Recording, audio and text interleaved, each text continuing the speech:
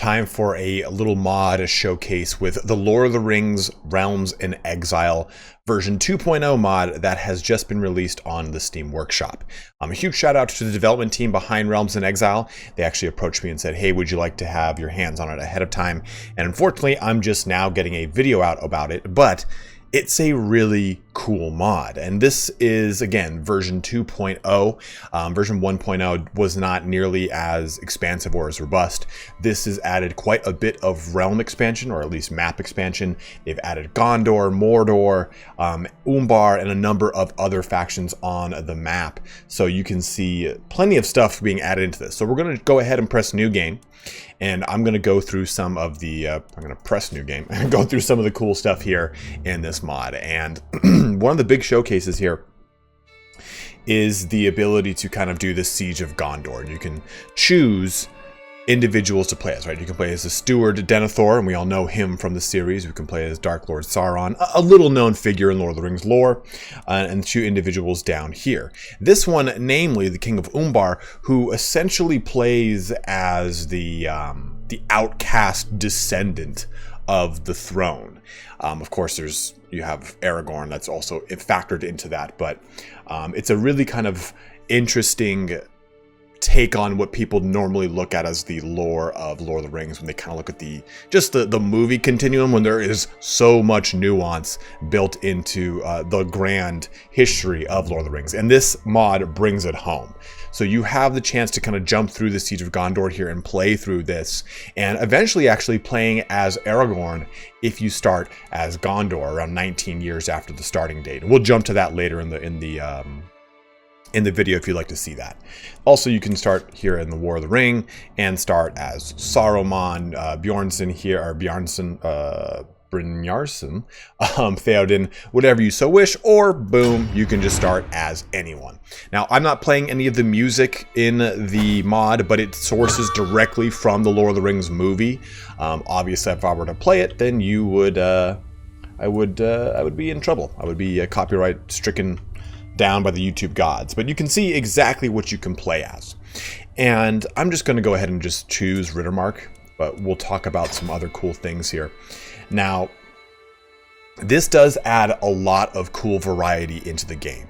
If I go ahead and jump over here to military and go to create men-at-arms, I've actually not looked at the Rittermark and their men-at-arms regiments, but they have men-at-arms that are specific to Lord of the Rings here, right? Like Westfolders, these horse archers, forest wardens. You get all sorts of variety added into the game as a virtue of the history and lore of Lord of the Rings. And it's really cool. They've added some new architecture with 2.0 here. If I scroll all the way down, you can see Edoras. You can see, where is it over here? Harrowdale right there. Even if I go over here, you can see, if I spin this properly, you can see Helm's Deep. There we go. Now you can see Helm's Deep. Orthanc is right over here for Isengard. So there's a lot of really cool complexity built into this at just this level. They said they're going to change the way that the development cycle works. It's no longer going to be 1.0 than 2.0. Their next one, obviously, the big one is 3.0, which is going to be adding elves as a playable portion of the map. Right now, let's go ahead and switch this over to kingdom titles. You can see what's on the map and what's kind of limited here, right? You're pretty much only dealing with the realm of men for the most part, even a portion of the realm of men. For instance, we've yet to get access to Eriador, which would be over here.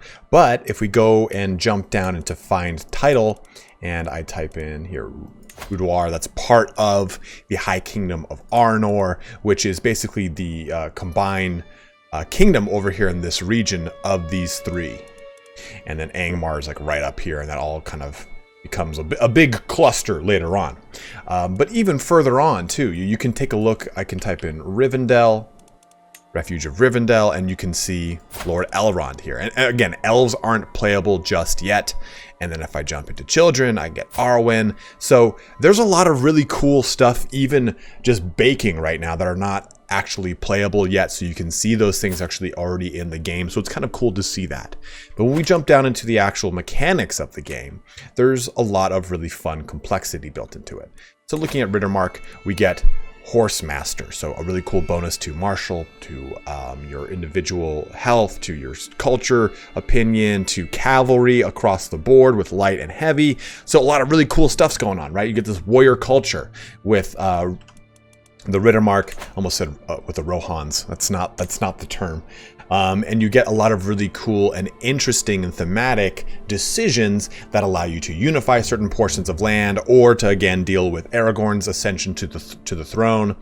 And let's jump over here to Gondor. You can see the faint traces of a Númenórean blood, and some characters have even more traces of those Númenórean blood. I believe look at Umbar, now faint. Some people have just like, oh, it'll just outright tell you Númenórean blood. See, blood of Númenor, traces of Númenórean blood, and faint traces. So it really depends on what your lineage is.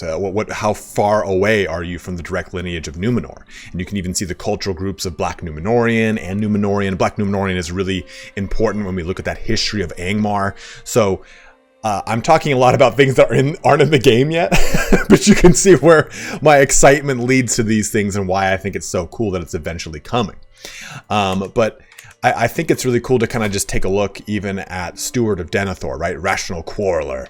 And if I play as Denethor, I'm going to deal with a lot of issues trying to keep border gore, as a CK3 term, essentially at a minimal, and I'm going to have to deal with a lot of little tiny conflicts on the left over here and on the right, and eventually clashing with, obviously, the mammoth on the map in Mordor. So you have a lot of really fun and interesting things to deal with, this being Crusader Kings 3 and with a Lord of the Rings, mod on top. But it's very interesting that I found that the character of the Steward Denethor here plays very similar to the way his personality would have you believe, right? He's paranoid, diligent, stubborn, and this character deals with a lot of things, especially if you go down the intrigue line. He starts to deal with things the way that he would as his brain just kind of is shattered, right? As he kind of becomes obsessive and paranoid and really trying to clutch the crown in his grip. So as you play through this, you have a lot of really cool and fun and interesting things to do. And I think that if you're looking to pick this mod up, because of course it's free on the Steam Workshop, and you want a particularly fun challenge, starting down here as Umber is a really cool way to reforge that, okay, this is a kingdom in exile, and I'm trying to take back the Gondorian crown. And I'm going to do it however I need to, and I have a lot of little tiny pieces to gobble up to create a power base to push into Gondor, which is obviously astronomically strong by comparison. But even looking too at religions and at cultures, you can see that there are certain things that come into the play style of these locations. I think Rohirric was a pretty cool one here with the primacy of Rome, where this makes following traits: brave, novice hunter, hunter, and master hunter virtues.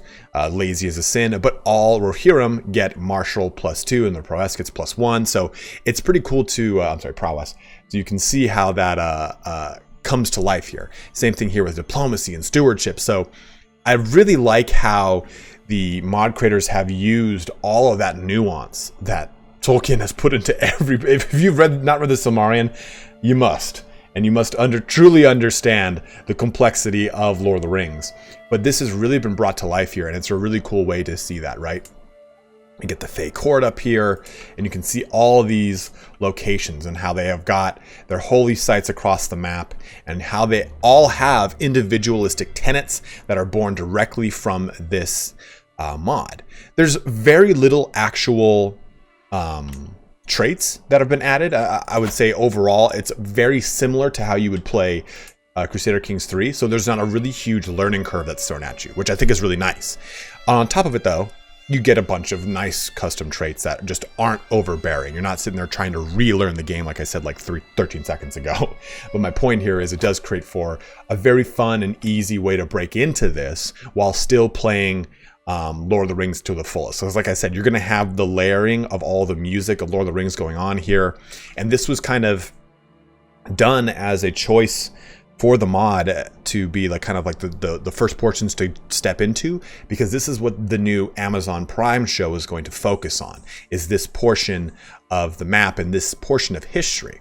But eventually, like I said, in version 3.0, we'll get elves and hopefully jump into stuff with Rivendell and so on and so forth.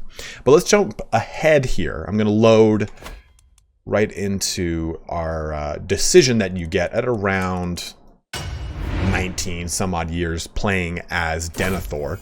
You get the Return of the King, and you can decide Gondor has no king, Gondor needs no kings, and you just continue to play as Denethor. Or long have the stewards awaited this hour, Gondor welcomes her king. Press this button, let's see what happens. Unpause, and then I will then choose to remain as Denethor West Osgiliath, or become Aragorn. And wabam, here we are. We're now Aragorn. And he's, as you would expect, jacked. Like, good lord. 25 diplomacy, 38 martial, 34 stewardship. Not the most intrigue, and 26 learning. So you get all of these really cool thematic things that are kicking off across the realm of Gondor. You get another set of decisions here. Renewed shall be the blade that was broken. The crownless again shall be king. Or accursed Dunedain, your end shall come soon, king or no.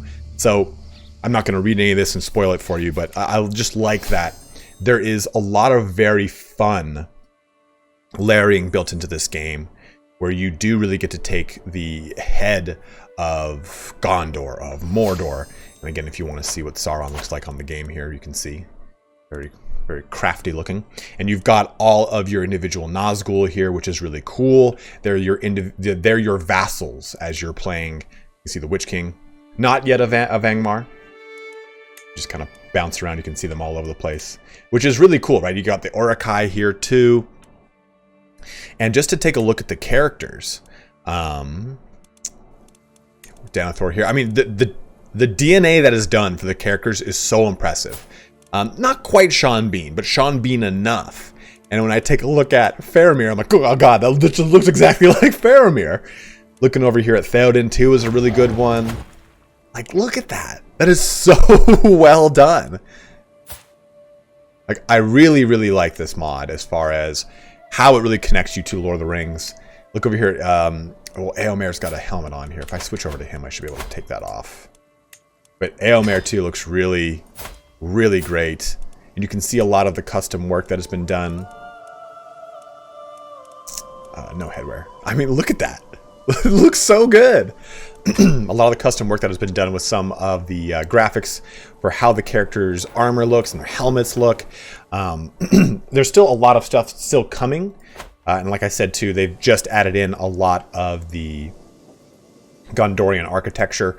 That's where we get these little cities that look very similar. And of course, Big Daddy Minas Tirith itself. You have Minas Morgul over here on the other side. The other of the two towers. But sweep him over here too. We'll take a look. Isengard. I mean, I love it. I love that you can just kind of sink into this. So you can play as Isengard, right? You can play in Orthanc, Isengard Unleashed. You can play as the Riddermark, as Gondor. You can start this really cool journey as Umbar. And this is a little bit further into the campaign. Again, this is about 19 years. So you can see how Mordor started to push out across from its mountain ranges. Umbar has gotten a lot larger, and it has started to coalesce and gobble up some of those smaller nations. Riddermark itself, too, has unified under one banner here. Isengard is starting to get crazy with 15,000 troops. So I don't want to ruin a whole ton for those that are really invested in the history and lore of Lord of the Rings, but I really think that Realms in Exile is a mod that you definitely have to play if you're really into full conversion mods. And I would say that this is probably the third full conversion mod I've tried out and tested and really tried to get my hands on. And I'd say I like it the most above the Bronze Age mod and the really cool Vampires one that we looked at before, because it just, Lord of the Rings is so near and dear to me that it just kind of plucks those heartstrings just right. And I feel like with, again, the music on top of this, it just makes it so enjoyable to play through and have a good time. So hopefully this gives you a really good idea of how this mod kind of looks.